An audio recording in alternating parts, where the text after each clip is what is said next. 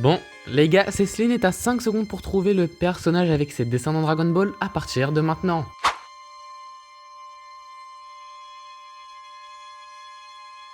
Et c'était Papy Gohan, le grand-père adoptif de Goku.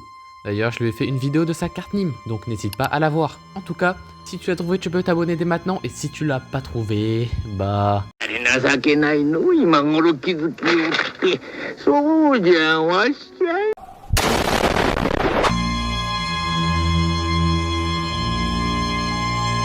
Bonjour à tous, c'est Céline et aujourd'hui je vais faire la carte Nîmes d'un des sbires de Slug, j'ai nommé Medamacha.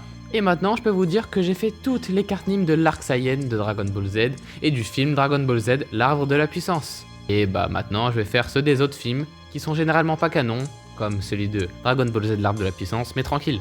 Mais je vais pas faire quand même ceux de tous les films, tous les OAV, parce que bah je vais faire que ceux qui sont plus importants. Et ceux que j'ai sélectionnés, bah c'était du coup le film Dragon Ball Z, l'arbre de la puissance, que j'ai déjà fait toutes les cartes Nîmes, donc allez voir la vidéo, leur vidéo plutôt. Le film où il y a Slug, donc là ce que je vais entamer à partir de maintenant, et celui où il y a Garlic. Et bien sûr, après ces films, on va passer à l'arc Freezer. Mais c'est quoi une carte Nîmes? C'est une carte FIFA, mais à la place des joueurs de foot, et bah c'est les personnages de manga. Et je les évalue sur 1000 en fonction de 6 critères, qui sont la technique, la vitesse, la force, l'inté, les gens, les atouts en mode, les capacités et la personnalité. Pour commencer en technique, il a la comète maléfique. C'est une attaque que Medamacha a utilisée contre Gohan, une attaque de type énergie. Il peut lancer aussi une vague d'énergie en combinaison avec Anguilla, utilisée contre Gohan et Piccolo.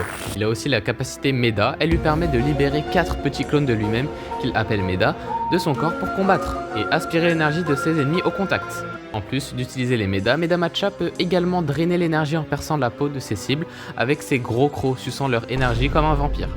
Il essaie de l'utiliser sur Goku après avoir apparemment retenu le guerrier avec les Meda, mais Goku s'avère trop fort pour être retenu même avec l'effort combiné de Medamacha et de ses 4 Meda.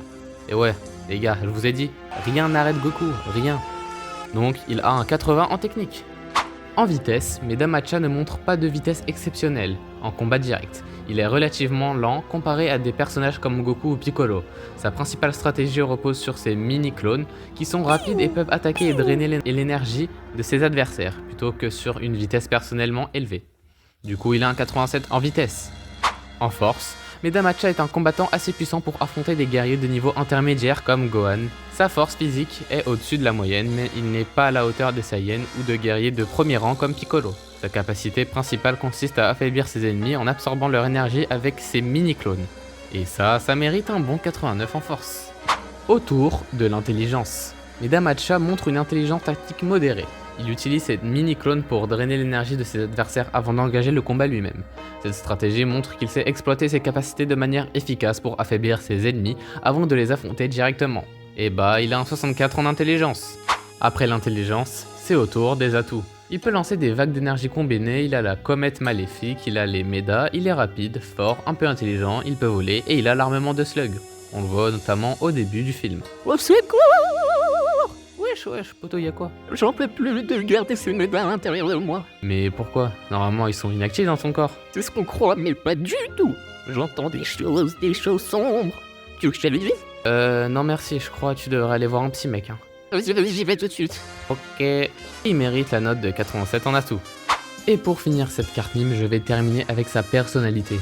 Medamacha est énergique et sadique, il prend plaisir à causer de la douleur et était joyeusement désireux de tuer un petit Gohan blessé et insensible. En fait, il a essayé de finir le jeune Saiyan 2 fois même. Au combat, il rit et se moque de ses adversaires, mais est très loyal envers Slug.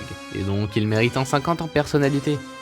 Pour finir cette vidéo, voici la carte Nîmes de Medamacha du film Dragon Ball Z, la menace de Namek. Juste en dessous de sa note, il y a son type, c'est-à-dire si c'est un héros ou un méchant. Donc ici, c'est un méchant qui est une grenouille mutante. Tout en bas à gauche, il y a sa nationalité, qui est sa race à lui. On ne nous dit pas spécifiquement de quelle race ou de quelle planète il vient, donc je l'ai représenté avec sa tête. Tout en bas à droite, il y a son club qui est le clan des démons de Slug, que j'ai représenté avec la tête de Slug, car il en fait partie. Et aussi sa ligue qui est au milieu et qui est Dragon Ball le manga.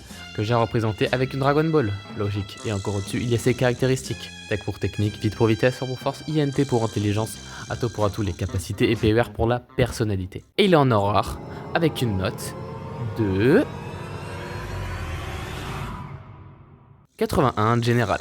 Plus qu'Anguira, parce que l'art et les cartes dépendent des niveaux des notes. Admirez ce chef-d'œuvre.